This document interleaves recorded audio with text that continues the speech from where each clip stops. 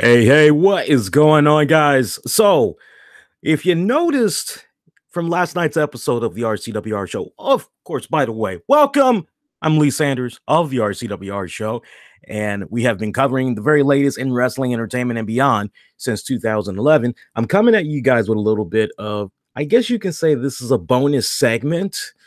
It kind of goes back to the show that we do weekly every Tuesday night, 10 p.m. Eastern, as soon as SmackDown goes off the air. And on last night's show, we did not tackle the infamous segment that came about from Raw this week that consisted of Brock Lesnar and Roman Reigns squaring off one on one. Oh, yeah, the road to WrestleMania, it officially begins as both men are going to collide in the ring for the very first time since Roman had won at the Elimination Chamber. He punched in his ticket to win the right to face the Beast incarnate at WrestleMania for the WWE Universal Championship. Yeah, all that sounds pretty good if that's actually what you want to see, right? So we were supposed to talk about that, and honestly, it was skipped. It was skipped on purpose because you guys got to admit, given a lot of the stuff that was tackled on the show, just to go into that segment alone, it would have been probably an additional maybe 15 minutes tops, I would have to say. So it was skipped on purpose to talk about here exclusively on YouTube. So this is not going to be available anywhere else except here on the RCWR Show channel and on the Epic Sports channel. So, because we want to get everybody involved and get everybody's input. So, let's talk about this segment. First off, there's a couple of ways I'm looking at this segment. So, you guys got to just deal with me as I'm working through this. So, we see Roman Reigns come out and he basically says, hey, the boys in the back, I know I'm going to get chewed out for saying this, but I got to keep it real. I got to keep it 100 with everybody. I'm getting ready to shoot here. So here we go. I'm just going to go for it. So we see Roman Reigns basically say to the WWE Universe, those watching at home, that Brock Lesnar was supposed to be in attendance for Raw that night. They had been advertising it pretty much since the Elimination Chamber. Now, it turns out Brock Lesnar, he was out there for Elimination Chamber weekend. He just wasn't there. He was damn near across the street at a UFC event, takes this picture with Dana White, and everybody's just, oh my God, what's going on with Brock Lesnar? Have the negotiations been kind of at a stalemate? Or things not really going that well between he and the WWE? Is Lesnar kind of signaling he's going to be going back to the UFC? What the hell is going on? What's up? And you get no Brock Lesnar cameo at Elimination Chamber, which honestly, I was expecting that. Believe it or not, I was expecting Brock Lesnar to at least show up at the conclusion of that chamber match. Doesn't even have to get into the ring to see his challenger. He just pops up, shows up from the gorilla position, stands at the top of the stage ramp, does the stare down, and that's pretty much it. You had a whole night where everybody was just pointing at the sign. Boss, look, boss, look, mania. So I would have expected maybe a send-off like that, but we did not get that. So you hear this promo. Oh, I'm sorry, it's not supposed to be a promo, but we're just going to go ahead and call it, I guess we'll call it a shoot for the sake of the argument, right? So you hear Roman Reigns say, hey, Lesnar was supposed to show up tonight. He did not show up, and yet he did this UFC spot. Yeah, I'm not feeling it. I know you guys not feeling it. I damn sure ain't feeling it. Yeah, that's Brock Lesnar hiding behind his contract, where he's got his setup and all that. And I'm just seeing all of this go down, and Roman Reigns just really chewing into Brock Lesnar. Basically saying, man, us boys in the back, everybody, the locker room in the back, we're all sick and tired of this crap. We know you guys are sick and tired of this crap. And I just couldn't help but go back and say, oh, no, they didn't. Oh, no, they did not go there. Tell me that they're not going there. Of all the things that they have tried to do with Roman Reigns in getting the young man over these past couple of years, this is what it's come down to. You're basically trying to use the suspension of disbelief, which I've always been a fan of. If I have to kick back and say, "Man, is this really legit or what? What's going on here?" Okay, that means I'm being entertained. That means we're all being entertained. And in the moment, as we're trying to get that gauge on how we should be feeling towards Roman Reigns, and everybody would admit that was watching that segment, it started off with everybody heckling and booing the hell out of Roman Reigns. But then once he just laid that out about Brock Lesnar, everybody's now cheering. Everybody's now going, ooh, ooh, ooh. And everybody is just, whoa. And yeah, for the shock value, for the suspension of disbelief, you're going, okay, great. Notice what I said on Twitter. If you're not following me on Twitter, give me a follow. I'm over there at the RCWR Show. Also got the Facebook. Still setting things up with the Instagram. I am on Instagram, though. You can hit me up on all of those outlets. Notice what I said on Twitter. You can see the timestamp and everything pretty much immediately after the segment had came about. I basically said, you know, that was wow. That was a pretty interesting segment. As a matter of fact, let me read to you guys the exact tweet that I had put out there. See if I can find it real quick here, guys. Bear with me a second. I didn't think I was actually going to pull up this tweet. So, but no, the point that I basically was making as soon as I had saw the segment was, okay, it had the sizzle, that had the pop, but if you really wanted for this segment to go unscripted, if you really wanted it to feel like a straight up shoot, I think it would have made all the sense in the world at one point to have Cole in the gang say, guys, we're sorry, but we're being told we have to jump in and we have to take a commercial break right now. We're really sorry. We're sorry to those of you that are at home. This is totally, it's unscripted. We're not expecting for this to go down the way that it did, but we're being instructed that we need to take a commercial break right now to try to sort everything out that's coming about. We're sorry, but we'll be coming right back. And they could have just done a hard abruption and taken a commercial break. They could have easily done that. If you really wanted to expand on the suspension of disbelief, that's what should have happened. So for me, the fact that WWE did not handle it like that, they lost major brownie points for me. Say it with me, folks. This has been an ongoing theme weekly for now. This was a case of stupid booking 101. Okay. And I know some people are going, Lee, you're just going for anything and dubbing it stupid booking. No. No. It's stupid booking 101 because of everything that I had just said. Just think back to the moment of when CM Punk had dropped the whole pipe bomb. And remember how eventually they cut off his damn mic and they pretty much just, if my memory serves right, they just went on ahead and ended the damn show. They just wasn't having that. So you're telling me with what Roman was saying about this person that's receiving a lot of money from the WWE, that is holding the top prize in the company, if he's really shooting from the hip, after you get the big bulk of what he's putting out there on the mic, you're telling me you can't cut his mic off? You're telling me the guys in the back, they can't cut off the power to his mic and let it go down that way? And then see this guy maybe take another mic and try to say a little bit more, and they just cut his mic off again. And then when he tries to go for the third one, it's just pretty much a case of all the mics are cut off. Maybe he tries to say something in the middle of the ring and the cameras, they pretty much cut off the audio feed. And then you just have Cole in the gang. We're really sorry, guys, but we're being instructed that, hey, yeah, Roman is supposed to come out here and So was Brock, but with Roman coming out here and going rogue, we're being instructed we have to take a commercial break. We're really sorry.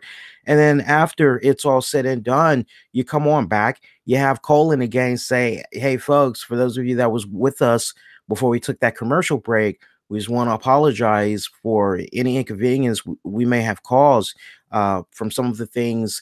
That Roman Reigns had said, definitely very heated. We understand where he's coming from. There's a time and place for everything, especially when it comes to saying certain things. Obviously, that is something that Roman should have been talking about with management. I'm sure we can understand the young man's frustration, but somehow the show must go on, guys, and just go at it like that. Or you could just not even acknowledge it when you come back from a commercial break. But it is what it is. It happened. And sadly, once they come back from a commercial break, they pretty much just go right into this whole recap spiel. And for me, no, just let it be one and done. If you're going to put out there the suspension of disbelief, let it be one and done. There's no reason for you to continue to recap this, because the more that you recap it, the more that you talk about it on social media, the more that you show video highlights of this, the more that the suspension of disbelief is now going lower and lower and lower. So I personally feel that this was a scripted segment when it's all said and done. And it was a scripted segment that was orchestrated in such a way that WWE is trying to do. They've tried. They've tried. Give them credit where credit is due. Take a step back. No matter how much you hate or like Roman Reigns, take a step back, and we all can admit that WWE has tried for the past couple of years in putting Roman Reigns in the right type of situation that they felt was right, and making him be the man, making him be the face of the company. And pretty much every single time they have gone up to bat, they've struck out. So now they were trying to go with the whole suspension of disbelief. But when you just go back, you can poke so many damn holes in it. It's not even funny. Now, let's talk about this promo. Did it really have weight? Because now that I've said that, now I can say promo. Because now we can get away from the whole, oh, it was a shoot. It's no longer a shoot now. Now we can officially look at it for what it's worth. A promo. So the promo at face value.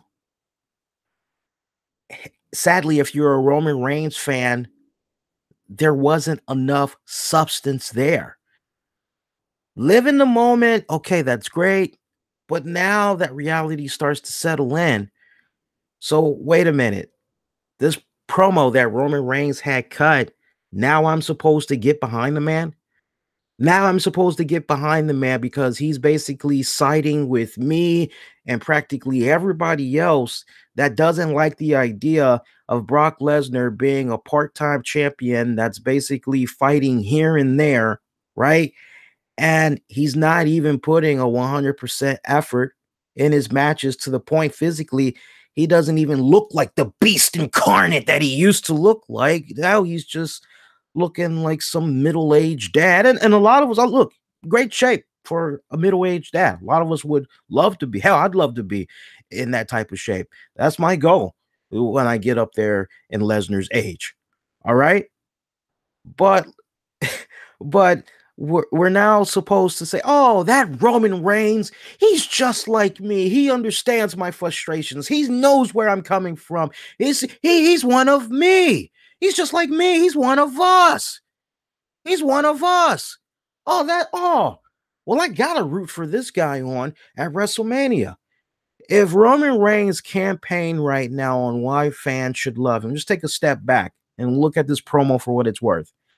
If the agenda is to get Roman Reigns over because nobody likes Brock Lesnar as the champion for all the reasons that I've stated and then some, basically his heart isn't really into it. And the best promo you can come up with is Roman Reigns saying the obvious of what we already knew. And in one night, that's supposed to just bring us on over to the Roman side. I'm sorry, WWE, but the fans are a lot smarter than that. They are. If you ask me, is things going to get a little bit more risque? It's possible. It's possible. If you ask me what I've always wanted to see in a Roman Reigns, I've always wanted to see someone that is unapologetic, someone that pretty much shoot from the hips and straight to the point with his promos. And that's to a degree what we've been getting. That's what we've been getting. But sadly, and I like what Six is saying. Six is saying that's the best promo he's ever done. And that, my friend, and everybody else that's thinking that way, that is the problem with the Roman Reigns promo. Think about it for a second. All the promos we have seen this young man give over the years. To say that what he did Monday night was the best promo that he ever did, strip it. You got to think outside the box. Strip that promo. What did he basically do? He basically insulted Brock Lesnar. He basically brought up the fact that, hey, I don't like the fact that this guy is doing what he's doing. He's disrespecting you. He's disrespecting the boys in the back. It's just unprofessional. That's basically the gist of what Roman Reigns said about Brock Lesnar.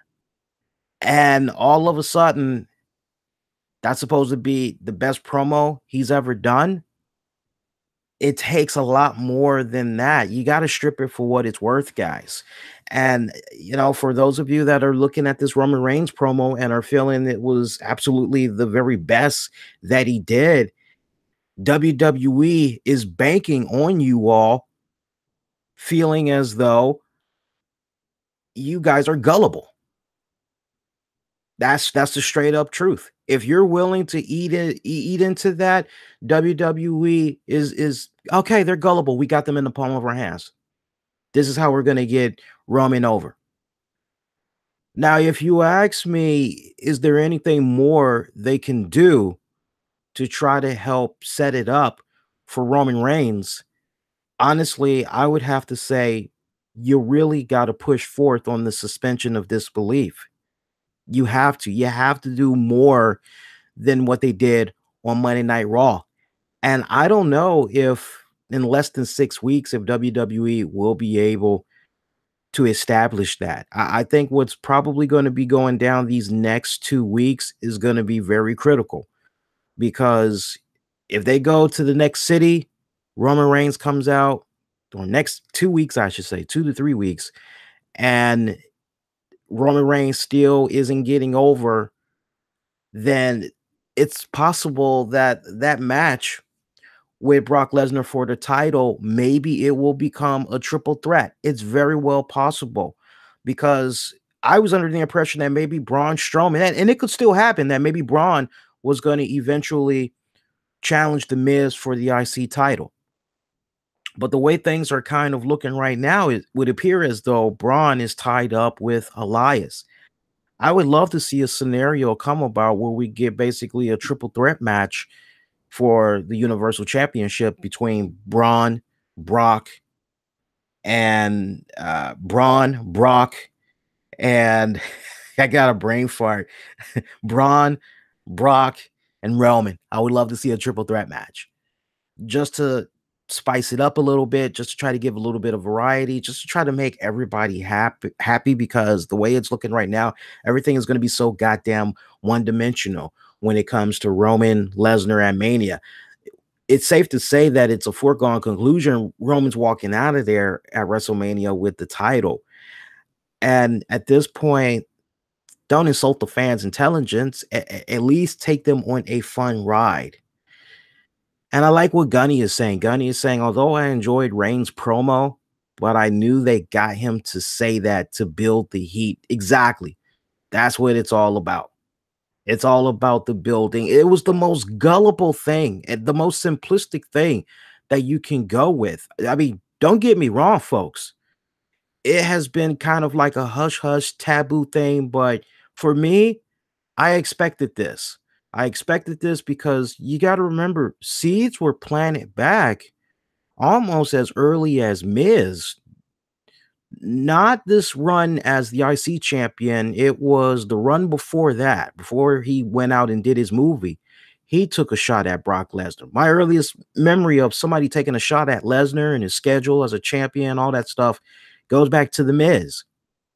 And then if you really want to look back and be saying to yourself, well, what was another key moment? You definitely would have to go with what Alexa Bliss was saying. And that caught people's attention. So this isn't the first time that we have seen or heard people take shots at Brock Lesnar and his current deal, the way he's operating with the WWE, right? So this isn't the first time that we've seen this exploited. It's just now that WrestleMania season is upon us. Okay, we really got to try to get this guy over. What can we do? And then just basically have somebody come out there and say, oh, you don't like mustard on your French fries?